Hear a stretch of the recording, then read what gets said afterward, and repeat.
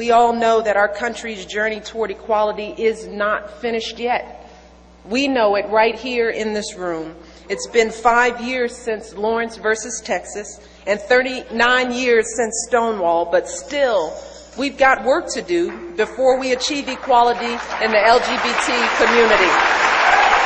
He's also spoken out against the stigma surrounding HIV testing, which is still plaguing so many of our communities, which you all know, a lot of that is due to homophobia.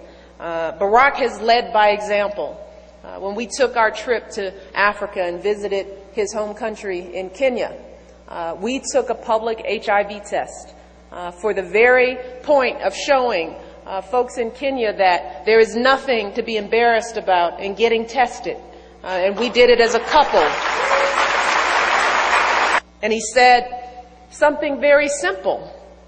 He said, all too often we settle for the world as it is because we think it's the best that we can do, even if when it doesn't reflect our values and aspirations as a nation.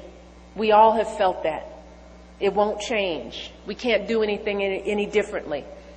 This is the best we can do. We're blessed. Maybe we shouldn't ask for more. We've all said that at some point in time in our lives. But Barack reminded us on that day that we also know what the world should look like. And I'm here because I know I've lived with this man for 20 years. And I say this all the time. He has not let me down once. He has spent his entire life trying to build the career based on that struggle to narrow the gaps. And wherever he has a chance, he uses his God-given talents to move that bar. That's what he did all those years ago, working in churches, helping families build better lives. And it's what he did when he turned down a big law firm to become a civil rights attorney all those years ago.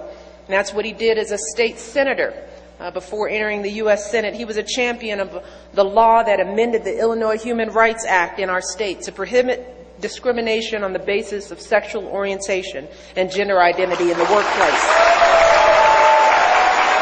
In the world as it should be, we can work together to repeal laws like DOMA and Don't Ask and Don't Tell.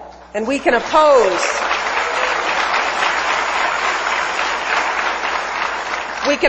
divisive constitutional amendments that would strip civil rights and benefits away from LGBT Americans, because discrimination has no place in a nation founded on the promise of equality.